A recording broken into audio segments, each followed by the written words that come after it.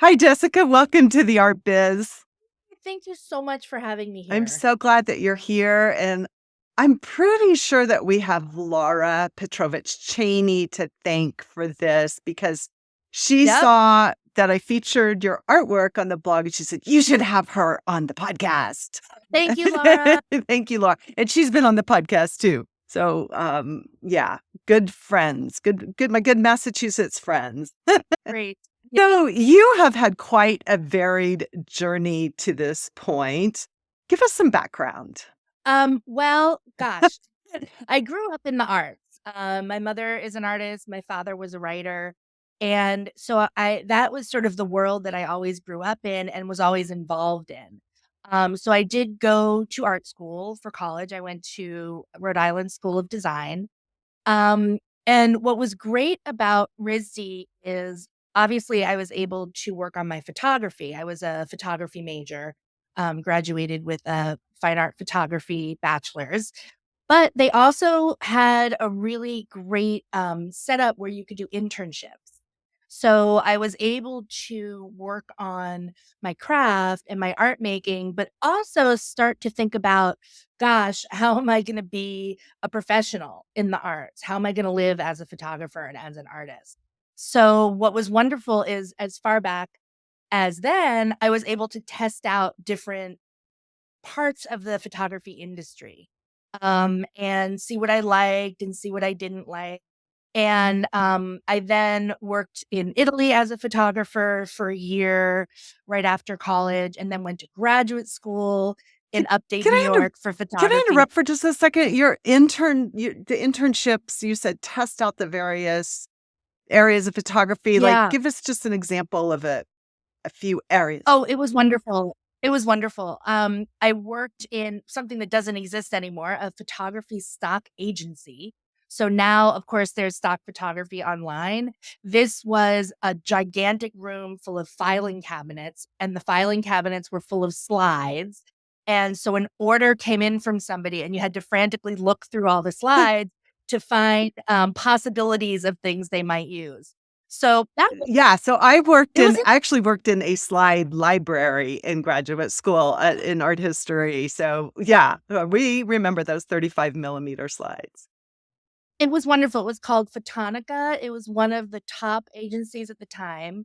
And I found that internship through one of my professors, Henry Hornstein, who's an amazing photographer and was represented by Photonica. So I also did an internship at Interview Magazine with the photo editor, which showed me that world of photo editing. And what was interesting about the photo editing and about Photonica is you could almost think about it as curating because well, at Photonica, I was really selecting the photographs that the company would look at to choose from. At Interview, I saw the photo editor doing and having that experience. So those are a couple of internships I did that were really helpful. Also, of course, assisting commercial photographers. But in graduate school, I started getting involved in galleries. I started off doing PR for the photo gallery at Rochester Institute of Technology, where I was How going. did you know how to do And PR in graduate school? Did you just figure it out? That that's a great question. So, I became friends with, a second year student, and so we would hang out and go out together, and one day she said to me, she was the gallery manager, and she said, "Would you like to be our PR coordinator?" Said, "A PR coordinator?" And I said, "Well, what does that mean?" And she said, just schmoozing and like talking and meeting people and getting the word out." And I was like, "Well, I can do that." And so, that's what it was. It was meeting people, the editors of various small, newspapers in the area, and just telling them about what we were doing and then telling them through writing, learning how to write a press release, which I did through taking out a book from the library, of course. Um, and and it was wonderful because I did that and then was promoted to gallery manager and then did my first curatorial work. So it really started from there. So my background was early in seeing what everything was like, and then starting to work in the industry, initially at galleries, at commercial galleries. And still always focused on photography in my work. I started becoming interested in mixed media, in doing work with photographs, but also with more hands on techniques and incorporating other types of media. And the first gallery I worked for in Boston was a glass sculpture gallery. So that was interesting. That was, very different. But it got me to think about three-dimensional space. I think that was the first time I really started thinking three-dimensionally about work. And then after that, a photography gallery. And things sort of went on from there. I got a teaching job. I started directing the gallery at Stonehill College and really doing a tremendous amount of curating. And people started asking me for advice. So artists would say, "Gosh, you've been doing this, for a while. How do you think I can show my work to this gallery?" And websites were sort of just happening for artists, and they said, "Well, what do I do with the internet? Like, can I show my work?" Things like, and so they started asking me, and I just shared my experience. And one thing led to another, and then somebody who was putting together small workshops about arts marketing, what essentially we were talking about, asked me to present about, how to approach galleries. And it really just started from there. And I was really just sharing what I had learned, from the magazine side, from working and observing everything at Interview. I saw how artists of all types approached magazines, right? And what magazines thought of them, thought of those approaches. And then also in galleries, I was able to see how artists interacted, how gallerists interacted, what things that worked, things that didn't work. I once had a proposal arrive and it was handwritten in a orange marker, No. believable. I don't think that would have made so much of an impact, but the work was okay. I had this orange marker, and it was when I was at Stonehill College, and I thought, I don't think this person would be good to work Right. with. I don't think this person is somebody I could bring to the college community for a lecture. So I would share things like that. It's amazing that you have to say, "Don't fill out your proposals in orange marker," or "Don't write a proposal in orange." It's amazing that you have to say that, but It was but you amazing. do. Yeah. Maybe they thought it was creative. They like orange or something. Maybe. So throughout all of this, and we'll get to what you do now, but throughout all of this, you're still working on your own art. Absolutely. I never stopped making work or exhibiting. The year I lived in Italy, I was photographing a lot, but not showing the work. But other than that, I've been very consistently showing the work and making the work and trying new techniques and sort of building upon the last thing that I focused Yeah. on. Okay. So tell everyone what you do now. Yes. So, after a lot of these different types of things, working for nonprofit galleries, for-profit galleries, doing some consultations with arts marketing, having people bring me to organizations just to share my experiences. Um, I am now the creative director at the Photographic Resource Center, which is an organization that's been around for almost 50 years in Boston. And I've been a member for about 20 years of the PRC. And I have to say, it was one of the reasons I chose Boston as a city to live after graduate school, because I was looking for a city that was very supportive of photographers.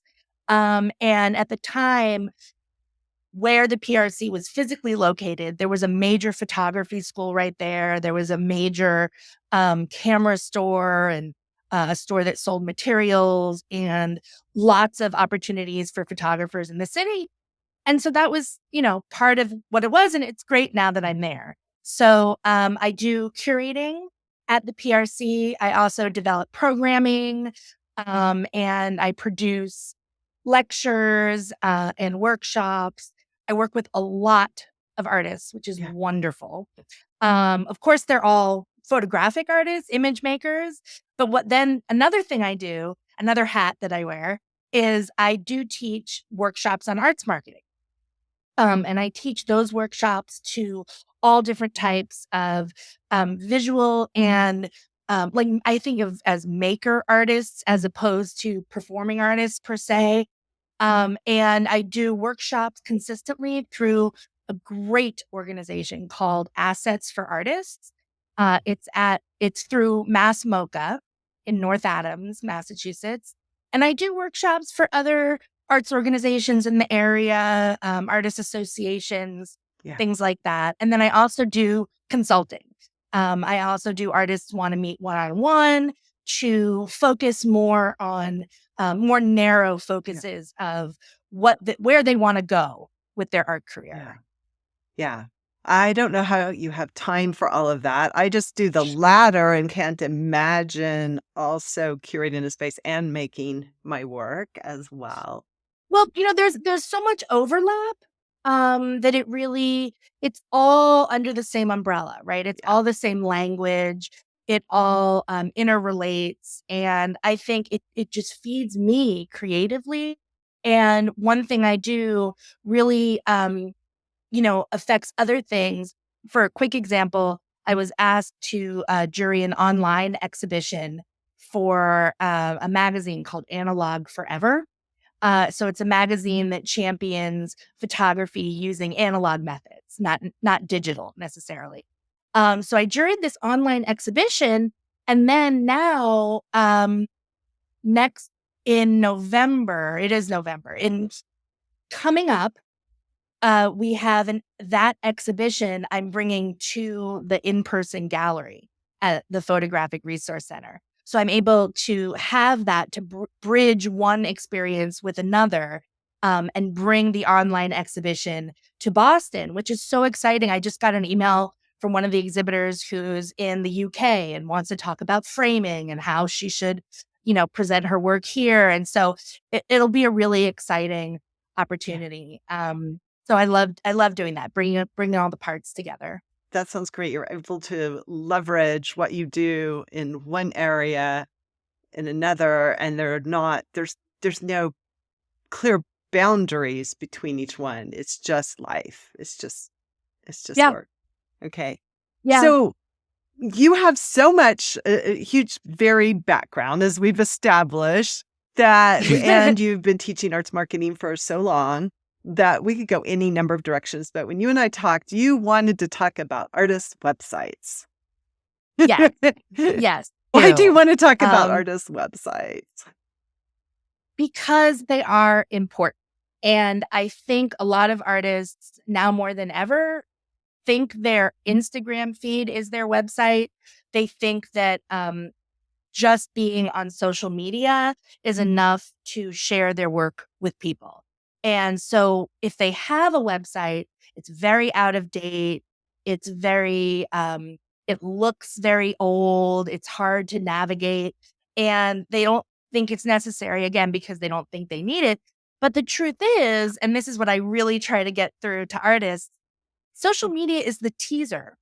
That should be what gets people to be very interested in your work, to buy your work or hire you or show your work, and to really tell them the breadth of what you do and to show them all the different aspects of your arts career, your arts business, yourself as an artist. The website is really a much more appropriate place to do that. So I just feel very strongly that artists need websites and need Yeah. good, and that many don't. Many don't Yeah. have that. I'm so glad that we're talking about this, and I can't believe that I've never gone into depth on the podcast about this before.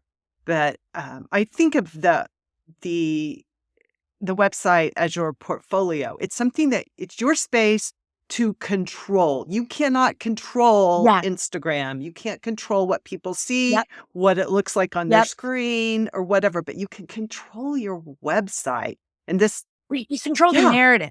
You control how people see yeah, you. yeah. Yeah. It's like if you curated a show and you Mhm. just like randomly put works here and there, maybe hid some behind a curtain or Yeah. something and made people guess, what you were up to. Well, and it's that, but it's also the language. It's really, there's so much more to a website than just looking at pictures. There is, like the guy with the orange marker, it's so much about how you present yourself. People who you are approaching for any kind of opportunity need to know they're working with someone they can work with. They want to work with someone professional. They don't want to work with someone that's difficult to work with. I wanted to recommend someone recently, and I went to their website, and the website, I can't get into all the ways that it was embarrassing. It was so bad. And I wound up not Yep. recommending them because I couldn't say, hey, go to this wonderful person, even though they are wonderful, because it would look like I was sending them to a totally inexperienced person. So it is important, and you put on your website so much more than images. It really tells your story, which is a huge part of how anyone in the arts can essentially sell themselves, meaning that they can present themselves to someone offering an opportunity in a way that that person gets a sense of their whole self. And that can be a really important selling point. Yeah. Well, let's talk more about that since you brought it up. The Besides the images, what do you want to see on an artist's website? Definitely artists should have an about page, right? That's about the artist. So it would have a bio, right? About the artist. And I always emphasize, make it in third person.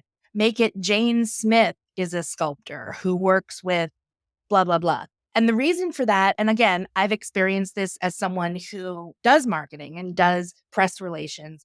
I want to copy paste. I want to make, again, as easy as possible. I want to take a bio from an artist's website and put it right on the website where I'm promoting their show. And if I have to translate the bio from first person to third person, it's just one extra step. So that's something. So you definitely want to have information about you, the artist, but you also really want to have information about the work. So if you're showing bodies of work, having a written statement about each separate body is very, very helpful. It really frames the work. Again, controlling the narrative. It frames the work the way that you would like people to see it. Now, that doesn't mean they can't bring their own ideas, their own thoughts, their own emotions, but it shows them how you were thinking about the art. And that can be a very helpful place to start. Additionally, about the work, and a lot of artists don't, they forget how important this is, but the techniques, if they are any techniques really, you're half the time you're showing your website to somebody that might want to buy your work who doesn't know a lot about art. They don't know terms. They don't know different printmaking terms. They don't know different art materials. I use encaustic in my work that many people don't know what that is. And so I very quickly say it's a wax based medium. So I can leave it at that, or I can elaborate a little bit more. On my website, I can elaborate. I'm not standing with somebody and making them, listen to me explain something esoteric they're not interested in. They can look on the website, they can read as much about it or as little about it as they want, but that information is there. So they get to know the artist, they get to know the context for the work, and they get to know the techniques that the artists are using, which also, all those things put together adds value and adds interest. Absolutely. So, and then in addition to that, a CV can be helpful. It can show where the artist is in their career. It can show maybe what regions they have spent a lot of time in, they've exhibited in. It can talk about what um, schools they have taught in or lectured to. And so CVs are really important. They Yeah, I would say CVs are important to a certain type of artist.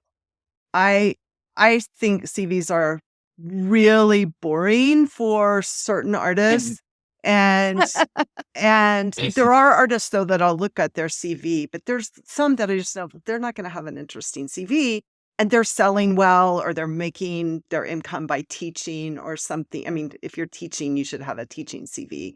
So Right. there is that.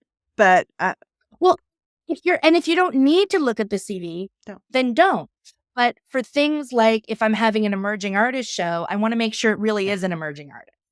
Or if I'm having a show with someone that I know I want them to give a lecture, it'd be nice to see if they've ever given a lecture before. So things like that. So I don't necessarily read all millions of Right. pages of somebody's CV, but I might see how far back it goes. I might see how long they've been exhibiting. I might see the types of galleries they're exhibiting, or do they exhibit in museums, that kind of thing. So I really go to it more with specific questions in my mind than just, for casual reading. Right. Well, the other thing that a CV conveys is that person, not just what they've done, but that they can work with people, and they can work with people repeatedly and perhaps, probably meet their deadlines and, do what's asked of them and provide what's needed for the shows. It's a example of a level of Yeah. professionalism in the sense that they're taking what they do Yeah. seriously, that they really value what they're doing. And they're treating it as, their profession, even if it's one of their professions, right? Even if they're being a working artist and being something else, it's still, part of being a professional. I want to go back to something that we said and I kind of skipped over it, but I want to emphasize that you were talking about the technique and talking about the work on the website. I love that you said a statement with each body of work. I guess I have two things. One of my pet peeves, it's not a pet peeve, but I don't know what to do with it, is that sometimes I go to an artist's website and they have bodies of work laid out by name, and I don't know which one I want to go Ah, to. What do we do yes. about that? That that's actually a really big conversation that I have with artists, and the first time, I experienced, the pet peeve of that was looking at jewelry artist websites. I used to run an organization called Boston Handmade, and we worked with fine artists and artisans, to do all kinds of different things and a lot of shows, so people would apply, and if I wanted to buy something, a piece of jewelry, I would maybe wanna buy a bracelet or earrings or a necklace. But if I go to somebody's website and it's waterfalls and the pyramid series, I just so much effort to actually find what I want. So, it is a question. I think it's less of an issue when an artist only works in one medium per se. If somebody does exclusively, drawing ink, right? Ink pen and ink, then maybe the sections would be landscape, cityscapes, portraits. But if an artist works in a variety of media, it is important to make sure that people know they're looking at pastels, they're looking at oil paintings, they're looking at, sculptural works, and it could be something in between. So I love seeing on an artist's website most Yeah, recent or current, a yeah, section like that, because that's a great place to start. And then you get a sense of their work in general. And then you can sort of work backwards. A lot of artists, maybe not a lot, but there are artists who organize their website oh, I hate chronologically. that too. I Um, don't know if I wanna look at well, 2023 or 2021 or yeah. Could yeah, it's hard. I mean, I think there are websites. I was recently trying to find something on an artist's website from a past show, and I did appreciate that it was chronological. But again, you don't know what type of work right, you're looking right. for. And they did all Yeah, performance art. So I knew that the genre was the same. And I was thinking, oh, was this a show in the 90s? Was this a show in the early aughts?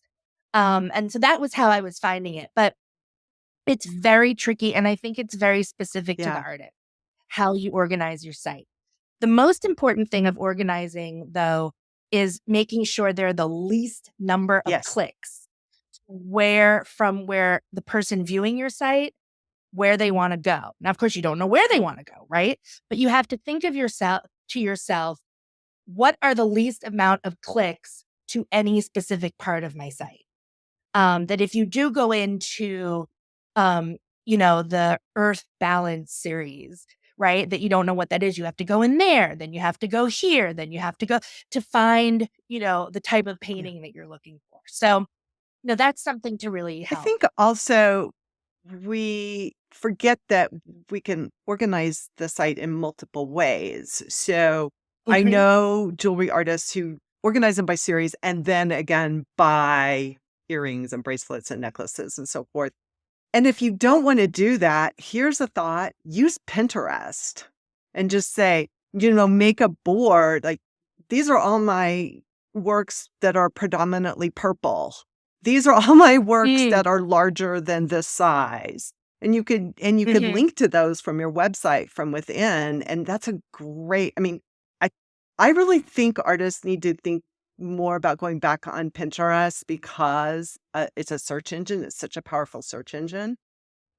I think that's a great suggestion. I also talk to artists about ways to use Instagram, and hashtags, because what you can do is create your own hashtags that help organize everything you put on Instagram. So whenever I put work or an image that relates to my series Quiet Loud, I'll use the hashtag Burko Quiet Loud. And then I can always refer to people and say, oh, if you want to see more from this series, search hashtag Burko Quiet Perfect. Loud. So it's a way to organize your own images in addition to just having hashtags like mixed media, much more general hashtags. And I find that that's also a good way to get things more Yeah, categorized that's out that's there. great, and nobody else is really gonna use that hashtag except for you, Well, so you exactly. can Right. control it. Yes. Yes. Another thing that you talked about was as I mentioned, the technique, and you didn't use this word, but I think one of the artist's roles, and ugh, I don't know how to think about that. I know so much art history that I know so Yeah. many people are going to, I know so many people who would totally disagree with me. But I believe in this day and age when there's so many artists vying for our attention that one of your goals or your jobs is to be an educator, to educate people about your work. No, I knew exactly what you were getting at, and that is right. I didn't use that word, but that's what it all comes out to, right? It's really all about that value. It's creating interest, it's positioning yourself as an expert in your field, it's making yourself want to be wanted and want to be that one person that gets chosen for something. And it absolutely education is such a huge part of it.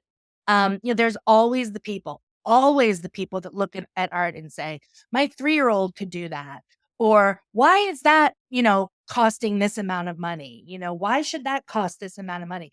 So when you educate people about what goes into the work, what goes into making the work, and actually going back to CVs, it's funny because not necessarily on the CV, but you want to know the person's history because I didn't just wake up yesterday and make this work. And I have to say, as I mentioned, my mother's a painter, and I don't know if she does it now, but I remember growing up, and people would say, "Oh, how long did it take you to make that painting?" And she always said something like Yeah. 35 years because you didn't start yesterday. It was everything that you've done up until that point made that piece. And the educating people that it's more than a piece of paper and a pencil. Um, it is very Yeah. important. I agree. Yeah. Okay. So I can't let this go without me saying I don't like that answer for 35 years. What? And here's the reason, just because it shuts down the Tell me. conversation. Because Ah, I am more interested in continuing the conversation and knowing where that yep. question came from. And it hardly ever has to do with how long something took. No one really cares how long something took you. Yeah. That's They ask, I know they though. They ask, do but ask. this is my It's this is my museum education background. That's their entrance. They yes. don't know what else to ask. So I Yep. like to turn the conversation around and say, that's such a great question. I get asked that all the time. I'm just curious as to where that's coming from, or, just something like Mm, not a yes or no question or not something that shuts down the conversation. And that could continue I yeah. mean, 35 years could continue the conversation, but I also Right. think it can, sound smart alecky from some people. I'm sure your mom did it, Yeah. doesn't, but No, no, well, I think you make a huge point. Frankly, there's sometimes you want to shut down a conversation for one reason or another. But, I think you're absolutely right. Whatever you answer somebody's question, you want to make sure it's the beginning. Just like when you look at Instagram, you want to make sure that's the teaser to get to the main event. So yes, I think, experiment with saying different things and see how you can continue that conversation, turning it into something else. If you feel like you have to make the point that you've been doing your career for decades, you could then say, and Yeah. during that Yeah. 35 years, I did X, Y, and Z, which led to Perfect. this. But it's practice. And that's something I also talk to artists about, that even though we're in a workshop talking about how to talk about your work or how to write about your work, you have to practice. And you have to get, I think, more bold in talking about your work and being really positive and excited about it, because that's how the person you're talking to will get positive and excited about it. Absolutely. Absolutely. That's Yeah. another topic. So I want to go back to the website. And Oh, and so we have an about you, about the work, yep. and perhaps a Yep. CV. Yep. Well, what's nice about that is and this is something else, menus, right? At the top of website. Really, the smaller the menu you have, the better off you'll be. And again, it's that whole organizational aspect. You want to go into a kitchen that's well organized, so you can open, a drawer that makes sense to find the cooking utensils. Maybe they're next to the stove, which makes more sense than across the room next to the table. So you want to think about your menu. And if you just use the word about, you can put about you, about the work, and your CV all in that one page, or, linked from that one page. So you're not running around doing different things. Um, Obviously, having the images on your website is very important.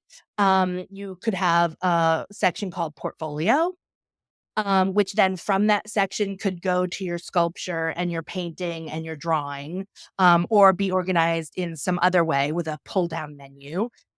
If you sell your work, you could have another section that says e-commerce or shop or sales, and some way to have that.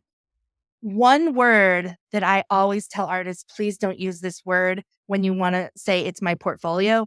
Don't use the word Yes. galleries, because people will say, click galleries and expect to see the galleries that show your work, but you're thinking galleries of groups of artwork. So please don't use that word. I say save that word, even if you don't have galleries, and you're Hmm, aspiring to galleries, save that word for when you do. definitely. Yeah. Definitely. And that's something you can have on a contact page. So you can have about, portfolio, maybe an e-commerce page, a contact page. Um, and the saddest story I've ever experienced was talking with artists. Sometimes I do a workshop, and you have to be brave to do this kind of workshop, where the whole workshop is artists showing their websites, and then we talk about how to improve them. And this one artist showed his website. He was so proud of it. He had worked on it for so long. You know where I'm getting at. He worked on it so long. He wanted to start doing commissions. So he had this page of commissions. He wanted to do da da da da da. Da. And I'm looking at it, and he's going through it. And he stopped showing it. And I said, how are people going to get in touch with you? And he said, oh, they can email me, they can call me. And I said, I don't see your phone number or your email address anymore. He didn't have a contact page. He didn't have any contact information in his footer. So contact information is very important. And on the contact page, you could have listed galleries. You could list your galleries that show your work. You could list other maybe websites that sell your work, things like that. So, then we've got portfolio, contact, maybe e-commerce. So those are really the only 5 main pages you need, with this last fifth, which is news. So you want to be able to tell people what you have coming up. So often artists will say, come in, or they'll say, new show, or they'll say, soon. But then you run into the problem of, what if you don't have something coming up? So what I really like to use is the heading of news, because when you have a news heading, you can show things that are coming up. You can also show things that recently happened. You can show exhibitions. You can even show recent press that you've had, recent awards that you've received. And I think it's up to the artist to decide what is recent. And that might depend on how much you do. But the idea of a news page is it can be announcing anything there is to announce. If you have something that says coming up, 9 times out of 10, we'll click on it and it will have things from a year ago coming up, this show in 2019, or it will have nothing on it. Either way, it's doesn't Does look not look good at all, and that is the pretty. problem with that page. But here's the thing, I challenge everyone listening to make a news page and then go out and do stuff that you can put on Do that things. page. Oh, that's a great way to think of it. It's that whole dress for what you want to be Yeah. kind of a thing. Like if you put it out there, then you have to fill it up. I love that. That's It terrific. Make yourself and this is another important thing about being an artist is you can't just wait to be discovered. That's a myth. You're not waiting to be discovered. You have to put yourself out into the world. If you're having a show somewhere, I was in a group show at a college. And so at the opening was the head of the photo department. I introduced myself and I said, "Hey, I'd be delighted to come into your classroom and talk about my work or demonstrate a technique." And that turned into, a presentation, and I got a stipend from it. So I think a lot of it is, can come from artists. Oh, you have this great space. Can I show my work here? Oh, there's an opportunity to do X, Y, and Z. Like, hi, I can do that. and you do it, and you put it on your CV. And it's something you can put on your Yeah. social media. So, you can take this one thing that you do, and it can really generate a lot of Yeah, you interest. absolutely should put it across everything. Yeah. All right.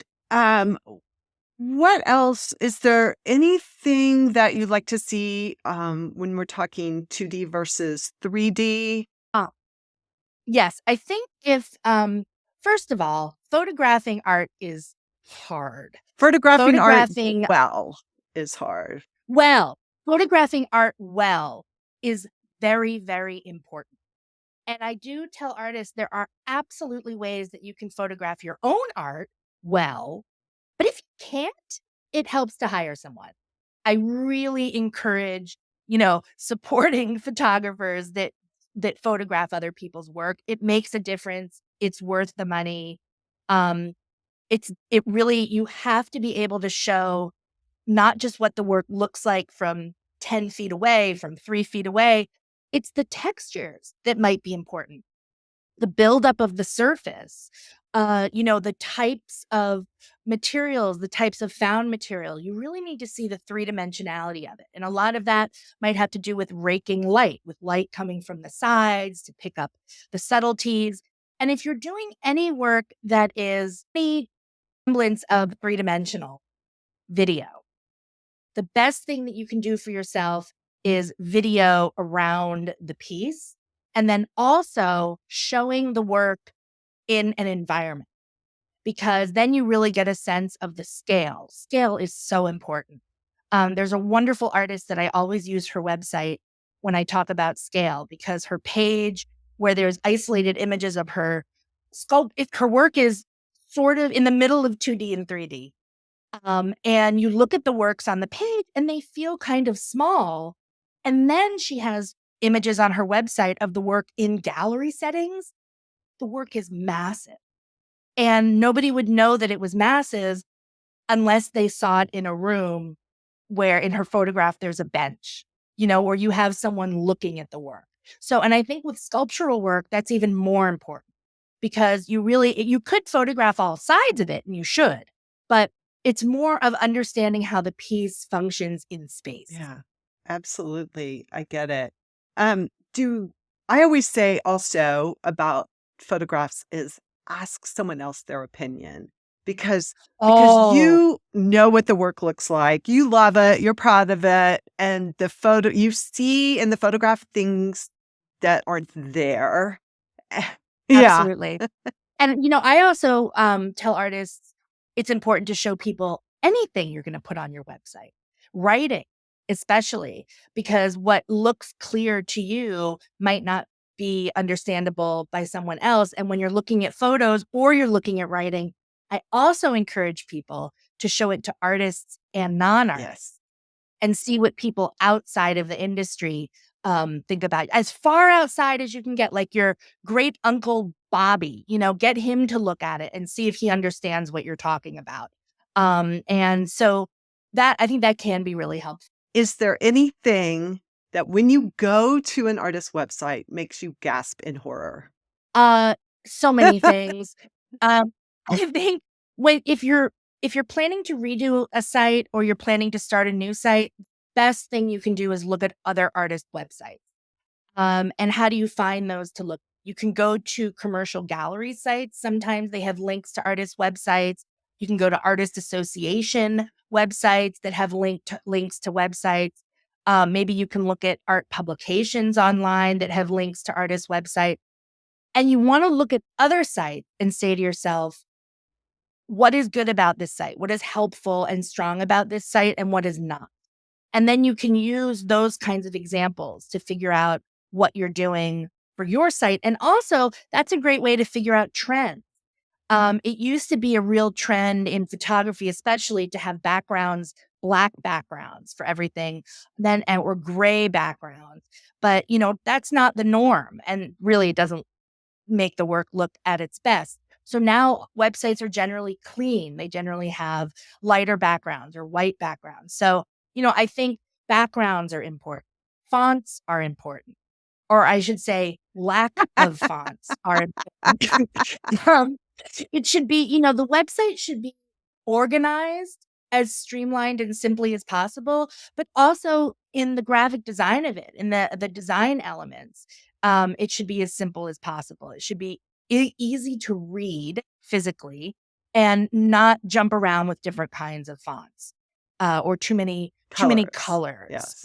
Yeah. Yeah. So you expertly skirted my question, which was what makes you gasp in horror when you visit an Oh, artist's okay. website? I'm gonna make you like I'll add the first one. Too many Okay. fonts, too many colors. Okay.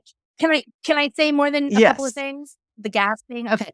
So the too many fonts, I think the too many colors, I think dark backgrounds don't highlight your work as well as they They look old could. fashioned too. Um, they look old fashioned, exactly. The one thing, if I had to pick one thing, I would say out of date. Make sure your website is updated. I cringe. This is like in the industry, this is cringe for me. Somebody's talking to me about their work and I say, wonderful. Maybe they'll give me their card. And I say, wonderful. I'll look at your website. And they say, oh, no, no, no. This isn't on my website. And they pull out their phone and they scroll through the stuff. I don't want to see that. I don't want to see that. I want to meet the person, be interested in what they're doing, go to the website. Maybe I'll go to the website on my phone. Maybe I'll wait till I get home. But I want to go where everything is, where that whole hub of everything. And not only is that person's website out of date, no, it's out of date. So they're not being professional, they clearly don't want to show themselves in their best light. It's like you're giving people a book. Like, here, this is my story, and this is how it unfolds when you go to a website. That's what it is. And saying out of date is one thing, but I will add this for people listening is that at the end of every year in December, the last or the first week of January, in my community and with my clients, I say, make sure that you have updated the copyright notice on your website because some Yes. of them say Yes. 2017 on there. And Yes. so, even if it's And updated, it yep. still looks old if there's an old copyright on it. But yeah, update the copyright, make sure your news section is somehow updated. And again, that means if you haven't done anything in the last year, that's fine. You could call it recent. You could call it, you know Or what you I could mean? But hide it for make a sure that's, while. you could hide it. Absolutely. People sometimes still, this is a whole thing we don't have to get into, but they sometimes still have blogs related to their websites that they never do anything with. that haven't been updated since 2017, I would say delete that until you're ready to go back Or to remove the dates from it. or Yeah. remove the dates. Yeah. Yes. That yeah. And Yeah. So definitely if there was one thing, I would say being up yeah. to date. And then I think level 2 are all those other Yeah. things. Yeah. I would say, yeah, that just, I would, I want to say crappy images of your art. That's what I want to say. But I can't even get to the images if the website is so hideous and ugly and the menu doesn't work and all that other Yep. stuff. So, yeah. Yeah. Yeah. Yeah. And I honestly, as a curator, um, as someone working in PR, I have gotten so frustrated at people's websites, I move on to the next person. And I think that's also something as an artist to think of. And I feel like, as someone who works in art, who tells artists, gives artists, suggestions and recommendations and advice, I see all these things from both sides. I'm a working artist, but I also work in the industry. So, I can tell you that when a newspaper calls and you're in a group show and they say, I need 3 images, you send those 3 images, which means you have to have them ready. But you send them right away because they will go to the next person on their list because they have a deadline. So, you have to have all these materials ready. Absolutely. All right. Yeah. What is next for you, Jessica? What's coming up? Well, in my art career, creatively, I tend to make my work slowly. There are many steps in the process of making my work, and I don't want to rush anything. Also, when you're working with encaustic, sometimes you can't rush things. You have to stop in between steps. So that is one aspect of my work that affects what I do next. So I recently had a large solo show, and now I'm letting that show gestate and marinate and be with the work so that I can then take it to the next step. But during that time, I show my work. So currently, I have 2 pieces in an exhibition at the Maine Museum of Photographic Arts. So I am participating in exhibitions while continuing to develop really my next step, which I might have another solo show in another year or Yeah. 2. And This is kind of an aside, but do you get down or depressed after a solo show? I don't know if I don't know how I would describe it, but there is definitely some kind of letdown because you've worked so long and so hard and so much has gone into it, and you show it and it's out there and then it goes away. So I think it's definitely a little Yeah. sad, and I think, artists should acknowledge that and be mindful of that, and that's okay. That's okay. But then you can use that energy and use the feedback that you got from the show to help you in your next steps and help Yeah. you continue. And I think something I also advise artists is you don't have to start from scratch all the time. You can really let what you've done influence and bring you to the next point. Yes. Please. Yes. Uh, but I'm glad that you answered that. I don't know that I've ever asked it on this, but we've certainly talked about it inside of my community that there is this kind of letdown. And I think it helps to talk about it and know that it's like, it's normal, super normal for it to Yeah, happen. Yeah. So absolutely. what else is coming? What's coming up outside of your personal work? Well, we have a lot going on at the Photographic Resource Center. We have a number of programs that go throughout the year. We have a program called the PRC Speaker Series, where we have presentations in the fall, the winter, the spring. So we'll have those coming up in the spring. We have Abelardo Morel coming in the spring and Jess T. Dugan. And then we have monthly events. Can I ask you something about this? Is it in person? That's a good question. So during the pandemic, we spent a lot of time online. We had all of our programming we translated online. And since then, we've really been able to expand our membership. So we want to make sure that our members far away are still able to have value in our programming. So much of our programming is now hybrid. You can be far away and participate on Zoom. You can be in person. We do some programs that are only on Zoom, and we do some programs that are only in person. So we're really trying to provide something for everyone. Perfect. I love that we can watch those when we're not in. I mean, that's one good thing about the pandemic that it did for us is it brought us um, a lot of art insights that we didn't have access to before, which is great. Well, and it brought us together.